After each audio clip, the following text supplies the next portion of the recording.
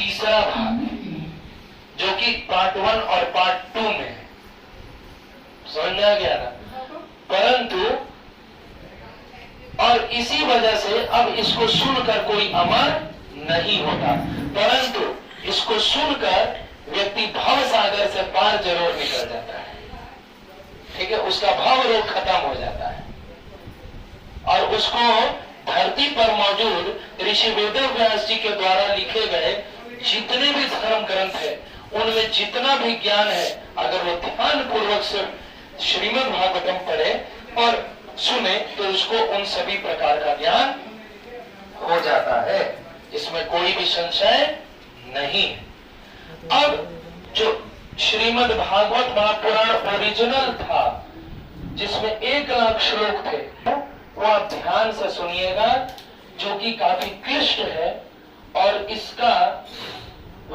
इसको ही समझने के लिए इसको सरल संस्कृत में लिखा गया, बाद में इसको हिंदी में रूपांतरित किया गया, जिसका तीसरा भाग आपके पास है। तो जो ओरिजिनल चतुश्लोकी भागवत है, जो कि भगवान श्री कृष्ण जी के श्रीमुख से निकली, अब वो मैं आपको सुनाने जा रहा हूं।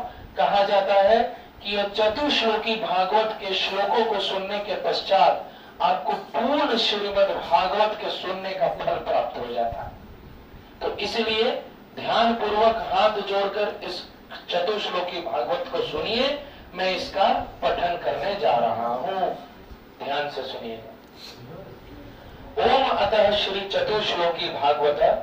ओम अहमेवासमेवाग्रे नन्यद यद सत सत परम पश्चादहम यदो तच्च यो अवशिष्येत सोऽस्य मह्यम ऋतेरथम यत् प्रतीयेत न प्रतीयेत चात्मनि तद्विद्यादात्मनो मायाम यथा भासो यथा तमः यथा महन्ति भूतानि भूतेषु चावचेष्वनु प्रविष्टान्य प्रविष्टानि तथा तेषु न तेष्वहम् एतावदेव जिज्ञासयम् तत्व जिज्ञासा सुना आत्मनः अन्वयवत्रेकाभ्याम यत् स्यात् सर्वत्र सर्वदा।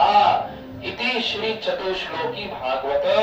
ये चतुश्लोकी भागवत है, ये 4 श्लोकों की भागवत है।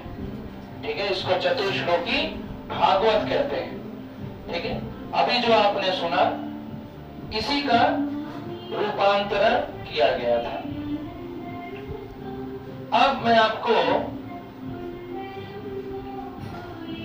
श्रीमद् भागवत महात्म्य बताने जा रहा हूं कि भगवान श्री कृष्ण चंद्र जी ने काफी श्लोक बोले और उन्हीं श्लोकों को मैं हिंदी में पढ़ने जा रहा हूं।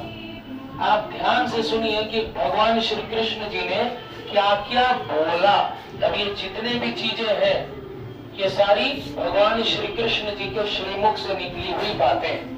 तो आइए जानते हैं भगवान श्री कृष्ण स्वयं, भगवान श्री कृष्ण जिनकी हम पूजा करते हैं, उन्होंने श्रीमद् भागवत महापुराण के विषय में क्या कहा है। तो आइए जानते हैं। भगवान श्री कृष्ण कहते हैं कि लोक विख्यात श्रीमद् भागवत नामक पुराण का प्रतिदिन श्रद्धा युक्त होकर श्रवण करना चाहिए, यही मेरे संतोष का कारण है। यानी कि जो व्यक्ति प्रतिदिन श्रीमद् भागवत महापुराण का श्रद्धा युक्त होकर सुनता है, श्रवण यानी सुनना, श्रवण करता है, सुनता है, तो भगवान को उसको देखकर संतोष होता है। अगला, जो मनुष्य प्रतिदिन भागवत पुराण पाठ करते हैं, उसे एक एक अक्षर